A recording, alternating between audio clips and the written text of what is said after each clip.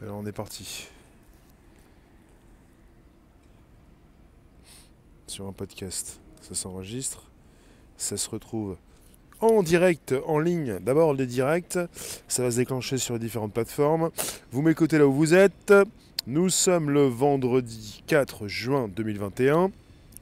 Bonjour vous tous. Alors, nous sommes en direct. Voyons. Par rapport à la reconnaissance faciale, il s'en passe de bonnes. Outre-Atlantique, de l'autre côté de cet espace. Je vous laisse arriver. Merci d'être présent jour après jour. Ça cloche un petit peu. Merci d'être là. Vous êtes en présence d'un podcast. C'est un fichier qui ensuite sera disponible en replay, bien sûr, mais surtout sur le Bonjour là-bas, Spotify, SoundCloud, l'Apple Podcast. Merci d'inviter vos contacts. On est ensemble jour après jour, de 13h30 à 14h, du lundi au vendredi. Bonjour. Pour ce qui concerne les États-Unis, donc Surveillance City, ces 15 000 caméras permettent à la police de New York de suivre, au moyen de la reconnaissance faciale, les habitants à Manhattan, à Brooklyn et dans le Bronx. Le département de police de la ville de New York, le NYPD, a la capacité de suivre à la trace des personnes à Manhattan, Brooklyn et dans le Bronx, en transférant les images prises par 15 280 caméras de surveillance dans des logiciels intrusifs et discriminatoires de reconnaissance faciale, révèle la nouvelle enquête d'Amnesty International publiée le 3 juin 2021. Des milliers de volontaires du monde entier ont participé à l'enquête, localisant 15 280 caméras de surveillance à diverses intersections dans Manhattan, 3590, Brooklyn 8220 et le Bronx 3470. Ensemble, ces trois arrondissements regroupent près de la moitié des intersections, 47% de New York, ce qui constitue une vaste surface de surveillance systématique. Je vais vous dire bonjour là où vous êtes, bonjour vous tous, Célan FL, Pandémo, Myriam, Amandine, Circé, et sur Facebook également. Ensuite, Facebook. Alors, pour ce qui concerne le direct. Bonjour Nancy, Brigitte, Catherine, Nadia, Annie. Et sur des lives. Êtes-vous présent? Justement. Je vous pose la question. Salut Fanto. Alors, la reconnaissance faciale s'installe pour de bon, on peut dire. Alors, je vous lis tout ce qu'a pu donc proposer Amnesty International. On est parti avec un rapport qui est donc tombé le 3 juin dernier, donc hier. On parle de la nouvelle enquête d'Amnesty International qui a été publiée hier. Alors, la police peut se servir de ce réseau tentaculaire de caméras à des fins de reconnaissance faciale intrusive, ce qui risque de transformer New York en une cité de la surveillance digne d'un roman d'Orwell, a déclaré Matt Mahmoudi, chercheur sur l'intelligence artificielle et les droits humains à Amnesty International. Vous n'êtes jamais anonyme, que vous participiez à une manifestation, vous rendiez à pied dans un quartier précis ou que vous alliez juste faire des courses à l'épicerie, votre visage peut être suivi grâce à la reconnaissance faciale qui s'appuie sur les images prises par des milliers de caméras disséminées à travers New York. East New York à Brooklyn, un quartier dont la population se décompose 54,4% de noirs, 30% de latino-américains et 8,4% de blancs. D'après les dernières données de recensement, c'est le quartier le plus surveillé des trois arrondissements, East New York à Brooklyn. On dénombre pas moins de 577 caméras installées aux intersections. Les services de la police de la ville de New York se sont servis donc de ces technologies de reconnaissance faciale dans 22 000 cas depuis 2017, dont la moitié pour la seule année 2019. En scannant les images des caméras via les logiciels de reconnaissance faciale, la police peut suivre le visage de chaque habitante de New York lors de ses déplacements à travers la ville. Ces technologies fonctionnent en comparant les images prises par les caméras avec les millions de visages stockés dans les bases de données de la police, dont beaucoup proviennent de sources comme les réseaux sociaux, alors que les utilisateurs n'en sont pas informés et n'ont pas donné leur consentement. Elles sont largement reconnues comme amplifiant la discrimination raciale dans les opérations de maintien de l'ordre et sont susceptibles de menacer le droit à la à la vie privée. Et pour tout ce qui concerne les réunions donc pacifiques au cours de l'été 2020, la reconnaissance faciale a vraisemblablement servi à identifier et tracer un participant à une manifestation du mouvement Black Lives Matter. On parle de Derrick Ingram, accusé d'avoir hurlé dans l'oreille d'un policier. Lorsqu'ils sont arrivés à son appartement, les policiers n'ont pas été en mesure de présenter un mandat de perquisition. Amnesty International et ses partenaires de la coalition de la campagne Ban the Scan ont soumis plusieurs enquêtes au titre de la loi sur la liberté d'information au service de police de New York, demandant de plus amples informations sur l'ampleur de l'utilisation de la reconnaissance faciale. À la lumière de l'affaire concernant Derrick Ingram, ces requêtes ont été rejetées, tout comme l'appel déposé par la suite. On déplore l'absence criante d'informations quant à l'utilisation des logiciels de reconnaissance faciale par la police de New York. Les New-Yorkais et les New-Yorkaises ne savent donc pas si et quand leur visage sert à les suivre à travers la ville, a déclaré Matt Mahmoudi. Les problèmes des services de police de la ville de New York en matière de racisme et de discrimination systémique sont bien connus, tout comme les préjugés des technologies de reconnaissance faciale à l'égard des femmes et des personnes de couleur.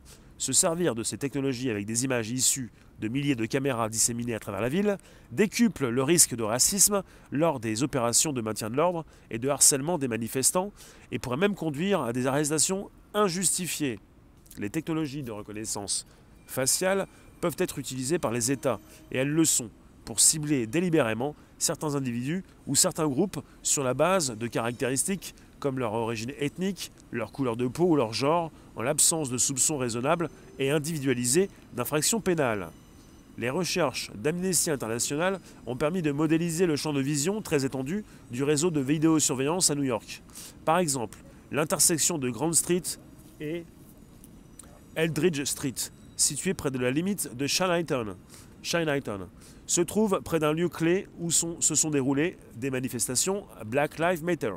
Notre enquête a détecté 3 caméras Argus du département de police de la ville de New York autour du site, en plus des 4 autres caméras publiques et de plus de 170 caméras privées de surveillance qui, d'après notre modélisation, ont la capacité de suivre les visages depuis une distance de pas moins de 200 mètres, soit jusqu'à 2 blocs. Plus de 500 volontaires ont participé au travail de recherche initié le 4 mai 2021 dans le cadre de la plateforme innovante Les Décodeurs d'Amnesty. Ce projet se poursuit pour collecter des données sur les 2 derniers arrondissements de New York. D'ores et déjà, 38 831 sites ont été analysés à travers la ville. Il s'agit d'un effort mondial. Des volontaires de 144 pays ont participé. Le groupe le plus nombreux se trouvant aux États-Unis. En seulement 3 semaines, ils ont contribué à hauteur de 18 841 heures, soit plus de 10 ans de travail pour un chercheur travaillant à temps plein aux États-Unis.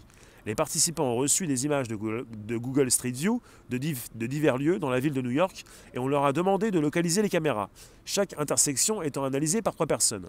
Le nombre total regroupe les caméras de surveillance publique et privée, les 2 pouvant être utilisées par les technologies de reconnaissance faciale.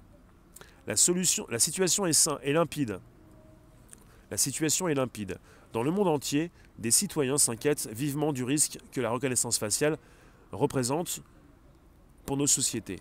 C'est pourquoi Amnesty International et la coalition regroupant plus d'une dizaine d'organisations basées à New York appellent les autorités à interdire l'usage des technologies de reconnaissance faciale par tous les organes gouvernementaux dans la ville de New York. Les sénateurs de l'État, les conseillers municipaux et les futurs candidats au poste de maire n'ont qu'une seule option, interdire l'utilisation des systèmes de reconnaissance faciale. Sinon, ils risquent de faire de New York une cité de la surveillance tout droit sortie d'un roman totalitaire. Voici pour la proposition de l'article qui sort donc du site d'Amnesty International et qui précise les dangers de la reconnaissance faciale. Je pensais à l'intelligence artificielle, ça en fait partie également. Je vous remercie d'être présent sur un podcast. Donc 15 000 caméras de surveillance dotées de reconnaissance faciale à New York. Merci les os, bonjour Liliane, bonjour Yvette, bonjour vous tous, n'hésitez pas, vos commentaires sont importants. On est sur un podcast par la suite, c'est un direct qui concerne la tech, tous ces outils qui sont les nôtres, mais pas seulement, tout ce qui peut se retrouver au-dessus de vos têtes en train de vous filmer sans que vous le sachiez. votre consentement n'est pas donné, mais vos photos sont parties nourrir des bases de données qui servent justement à faire matcher ces caméras lorsqu'elles vous filment quand vous sortez de chez vous. La bonne question est, sur Paris, combien de caméras? À Paris, les chiffres ne sont pas forcément officiels et même donnés. Il y a beaucoup de caméras 4K et qui peuvent vous filmer avec un grand degré de précision. Et les caméras sont mises à jour régulièrement. Donc je pense qu'on a de la haute technologie à Paris. Et pour les Jeux Olympiques 2024, ils souhaitent justement avoir un Paris tout encadré. Ça pourrait concerner beaucoup plus de caméras qui pourraient justement beaucoup mieux savoir qui vous êtes. Par rapport à cette reconnaissance faciale. Bonjour vous tous, n'hésitez pas, vous pouvez me positionner vos commentaires. Je suis parti sur amnesty.org avec également une carte qui est proposée de la ville de New York. Et je vous ai précisé, on est parti avec Manhattan, 3590 caméras, Brooklyn, 8220 caméras et le Bronx, 3470 caméras. 3 arrondissements de New York qui regroupent près de la moitié donc des intersections de New York, 47%. En tout, vous avez 15 280 caméras de surveillance. Ça fait partie de leur nouvelle enquête qui a été publiée hier.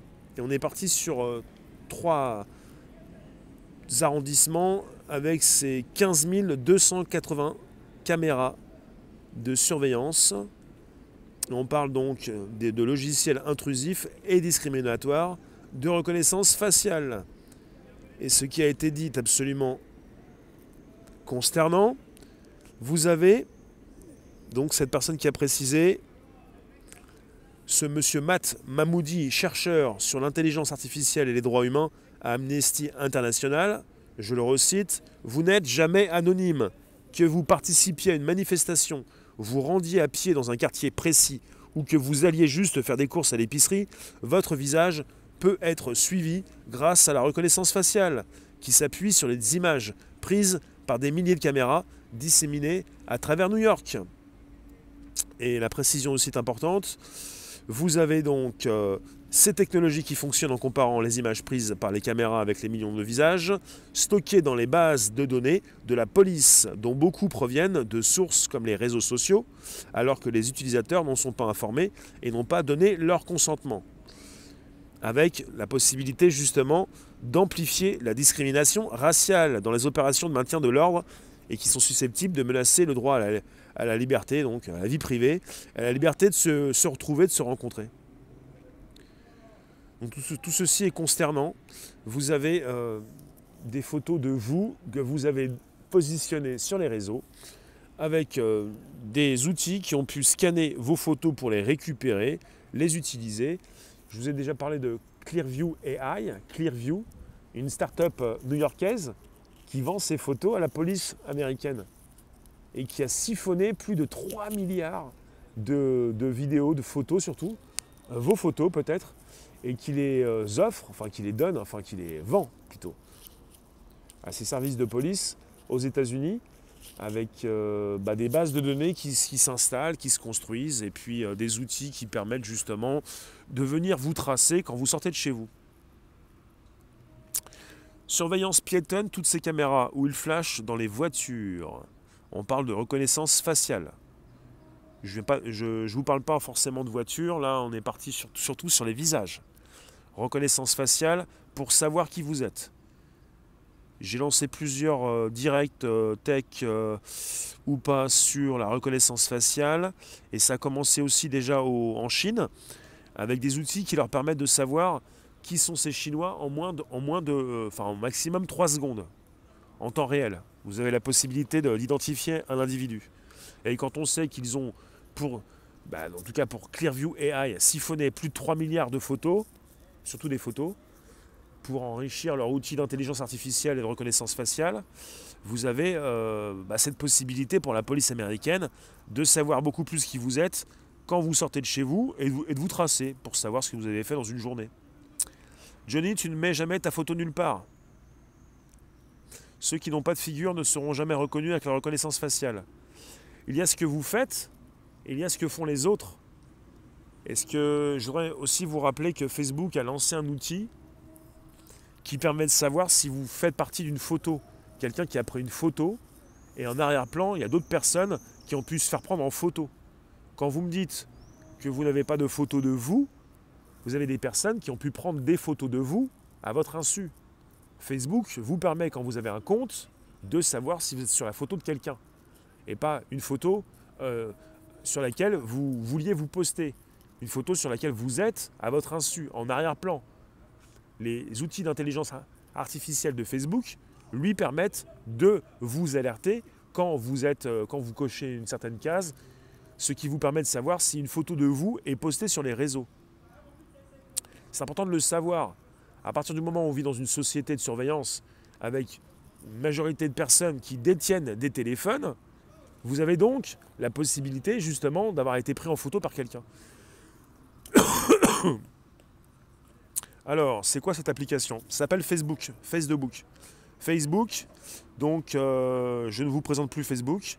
On est en présence également sur Facebook et vous avez la possibilité de communiquer sur le sujet de la surveillance et de ces 15 000 caméras qui sont donc utilisées avec des outils de reconnaissance faciale à New York, plutôt à Brooklyn, à Manhattan et dans le Bronx.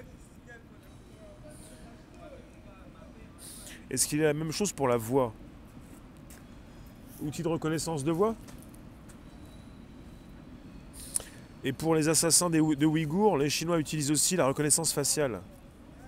Non mais les Ouïghours sont surveillés, mais ce ne sont pas tous des assassins, les Ouïghours. J'ai entendu beaucoup de travaux sur l'audio. Également bien vu. Ouais.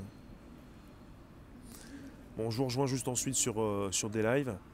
Merci de votre présence sur ces différentes plateformes. Il est important justement de comprendre. Oui, tu nous dis toi, photos sur carte vitale et carte d'identité. Bah, quand vous avez des papiers d'identité, la police dans votre pays peut évidemment venir piocher dans cette base de données qui comprend vos pièces d'identité.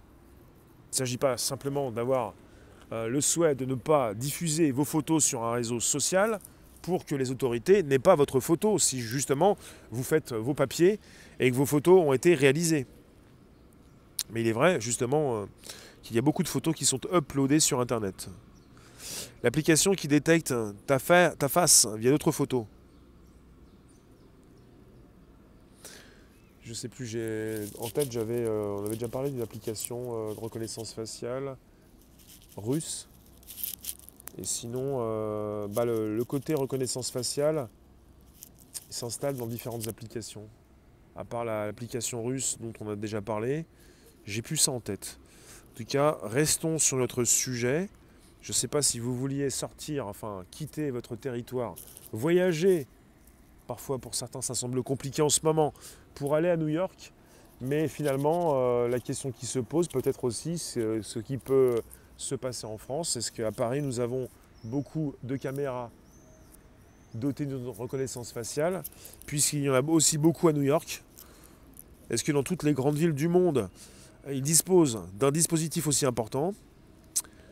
Eiffel, tu nous dis, à l'aéroport JFK à New York, tout le monde a le droit à sa photo biométrique avant de passer à l'immigration.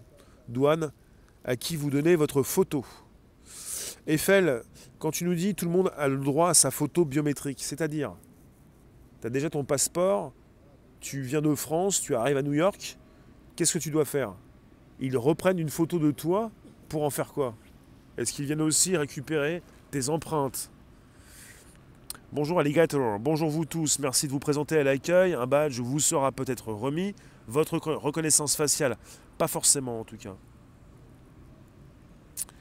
En France aussi, Nice a plein de caméras de reconnaissance faciale. Si Nice dispose d'un tel dispositif, il faut le savoir, à Paris vous avez également des caméras intelligentes dans les gares et les aéroports et également dans le RER à Paris. Même une caméra à Châtelet qui sait si vous respectez la distanciation sociale et si vous portez le masque. Il est important de comprendre que ces caméras de base, qui font partie de votre quotidien depuis des décennies, deviennent subitement intelligentes ou pas, ou en tout cas sont reliés à un dispositif qui permet de récupérer justement en temps réel, en vidéo souvent, votre visage, et par la suite de venir faire matcher justement ces images avec des photos déjà enregistrées dans des bases de données, ce qui leur permet de vous identifier. Ensuite, je viens vous relire également sur YouTube. Après, ça sert surtout pour les malhonnêtes, pas forcément les gens sans histoire. Johnny, je voudrais que tu comprennes et que tout le monde puisse comprendre. Ça sert. Ça sert à quoi? Ça sert à voir ce que vous faites. Après, dans le cadre d'une surveillance, le grand public se dit « ce n'est pas pour moi, je n'ai rien à me reprocher ». On est sur des outils qui servent à surveiller une population. Ça sert à surveiller la population totale, globale. Pour le grand public se dit « ça sert à surveiller les terroristes ». Que nenni, ça sert à surveiller les citoyens, les New-Yorkais, les Parisiens. Ça sert à surveiller vos moindres déplacements, à savoir ce que vous faites réellement, ce que vous dépensez, ce que vous consommez. Est-ce que vous vivez au-dessus de vos moyens? Est-ce que vous avez des aides? Est-ce que vous avez par la suite de grandes voitures, de grands voyages? On veut venir voir ce que vous faites, un peu comme ce que fait aussi le fisc en France ou aux États-Unis, qui vient justement voir ce que vous faites sur les réseaux. Ça sert à vous surveiller pour savoir ce que vous faites réellement, pour venir justement taper à votre porte si jamais ils ont besoin de le faire. Parce que finalement, quand vous me dites peut-être je n'ai rien à me reprocher, vous faites sourire justement peut-être toutes ces caméras. Les caméras ne sont pas là forcément pour les terroristes, bien entendu. Je ne sais pas si on vous dit que les caméras ont été installées pour arrêter les terroristes. Une caméra ne peut pas arrêter un acte. Les caméras viennent filmer ce qui se passe pour obtenir un enregistrement et pour savoir de plus en plus qui vous êtes. Le pire là-dedans, c'est qu'on est parti sur des caméras qui savent qui vous êtes. Ce ne sont plus de simples caméras qui peuvent filmer un délit. On est parti sur des caméras qui vous identifient en quelques secondes. Donc on sait ce que vous faites tel jour, toute la journée, du matin jusqu'au soir, même la nuit. De toute façon, dès que vous sortez de chez vous, et même quand vous restez chez vous, de toute façon, vous avez des téléphones qui sont géolocalisables, avec des capteurs qui viennent vous filmer, de toute façon, que vous sortiez ou pas du tout. Je tenais à dire tout ça pour tous ceux qui pensent justement qu'il s'agit de caméras pour les terroristes. Les caméras n'ont pas quatre pattes, on n'est pas sur des caméras Terminator qui vont venir vous courir après si vous commettez un délit ou pour savoir un petit peu ce que vous allez faire avant que vous ne l'ayez commis. Bon, ça concerne aussi l'analyse du comportement. Bonjour Philippe. Il va falloir embaucher du monde pour filmer toutes ces personnes. Le marché de la surveillance va marcher en progression. Après, voilà, il y a du travail quelque part pour aller peut-être consulter des écrans. Oui, vous pouvez peut-être parler de violation de votre vie privée, peut-être. En tout cas, ce sont des questions qui sont posées aussi par Amnesty International. On est parti avec une précision qui a été donnée par Amnesty. Les services de police de la ville de New York se sont servis de ces technologies de reconnaissance faciale dans 22 000 cas depuis 2017. 22 000 cas. Donc à New York, on est parti sur de la reconnaissance faciale depuis 2017.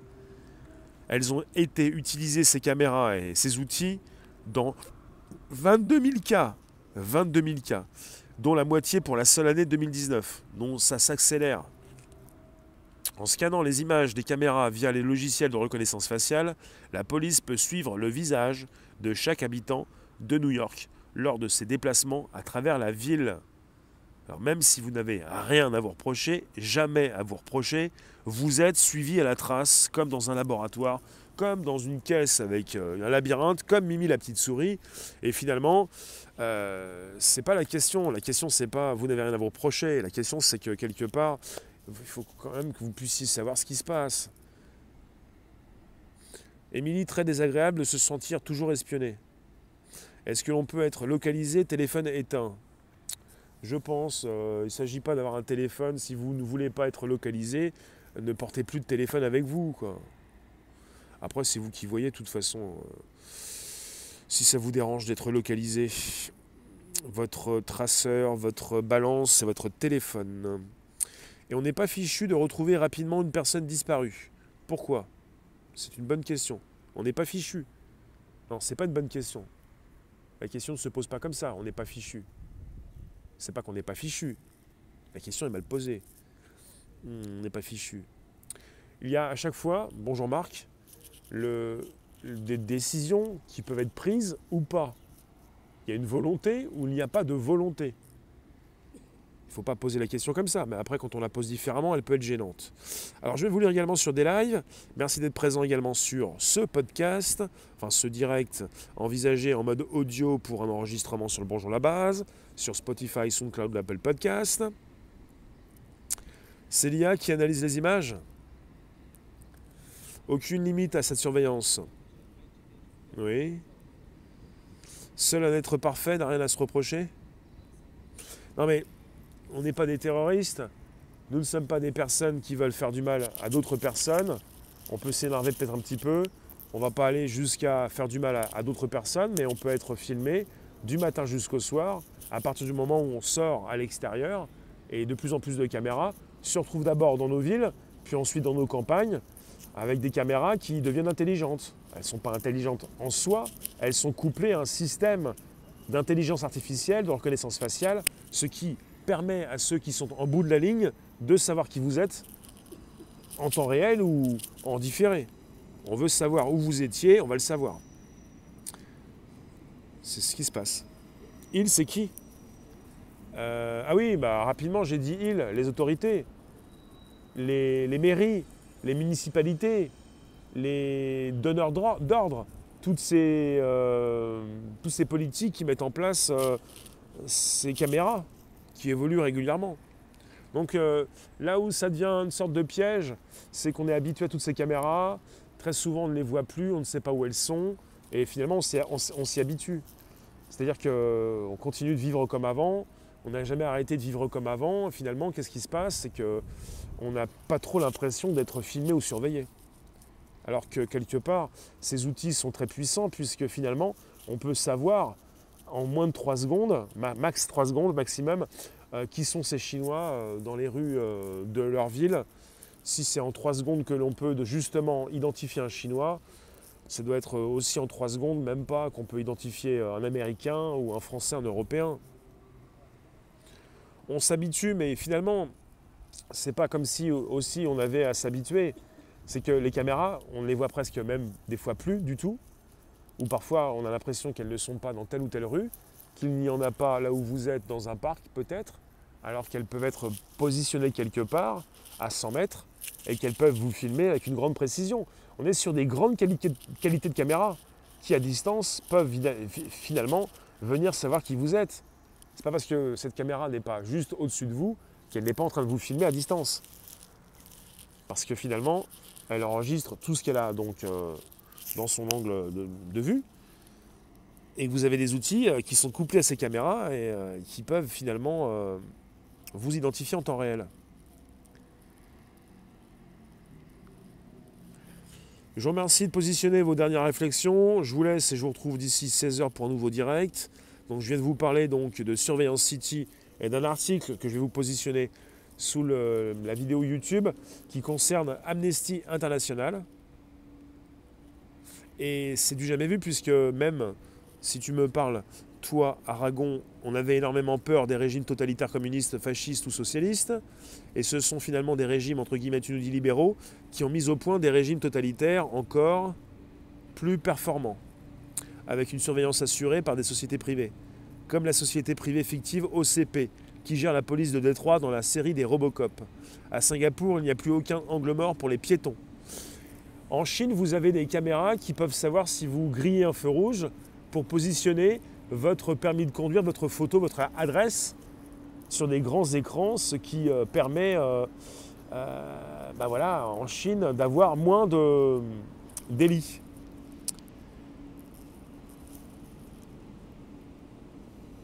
Alors, quand tu nous dis les os, surtout que les Chinois se ressemblent tous pas mal. Bah, c'est ce que tu peux dire quand tu n'es pas chinois, mais ça veut rien dire. Parce que pour les Chinois, les Européens se ressemblent tous pas mal. Tant que tu n'es pas chinois ou asiatique ou enfin chinois, voilà, ou plutôt européen ou français, tu vas pas forcément comprendre qu'il y a de grandes différences, hein. C'est comme si tu nous dis aussi, enfin non, je ne vais même pas faire des comparaisons avec autre chose, mais c'est toujours pareil. Je vous remercie en tout cas, on se retrouve d'ici 16 h pour un nouveau direct. Venez nous retrouver sur Telegram, ça fait plaisir. Telegram Réservoir Live. Et puis vous pouvez nous retrouver à 16 h pour un premier direct actu, YouTube, Facebook, Twitch, VK, Twitter. 17 h des lives Odyssée, de l'actu toujours. Et 18 h pour une demi-heure, des lives Odyssée sur de la crypto. Je vous remercie, à toute allure, 16 h, nouveau direct, tous ensemble ou presque. Merci vous.